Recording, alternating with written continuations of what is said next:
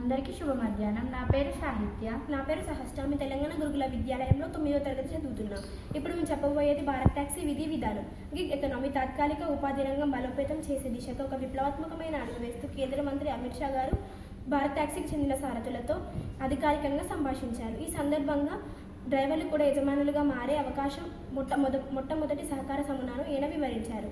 Multi state cooperative societies act కింద నమోదైన ఈ పార్లమెంట్లో డ్రైవర్లు కేవలం 500 రూపాయలతో షేర్లను కొనుగోలు చేయడం ద్వారా వాటాదారులుగా కూడా మారవచ్చని ఈయన అన్నారు. 25 నుంచి 30% వరకు కమిషన్లు వసూలు చేసే సంప్రదాయ అగ్రిగేటర్ల కాకుండా భారత్ టాక్సీ జీరో కమిషన్ మరియు సర్జిఫీ ప్రాతిపదికను పూర్తవుతుంది. ఈ విధంగా డ్రైవర్లు తమ ప్రయాణాల ద్వారా సంపాదించుకున్న ఆదాయాన్ని 100% తమ వద్దే ఉంచుకోవచ్చు.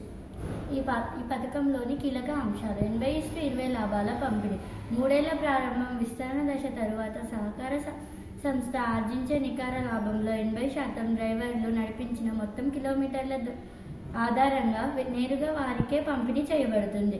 మిగిలిన 20% ప్లాట్ఫామ్ అభివృద్ధి కోసం కేటాయిస్తారు. అమూల్ నమూనాలు: అమూల్ విజయవంతమైన పద్ధతిని స్ఫూర్తిగా తీసుకొని బోర్డ్ ఆఫ్ డైరెక్టర్స్ డ్రైవర్లకు ప్రతినిధులకు కూడా సంస్థ కల్పించారు.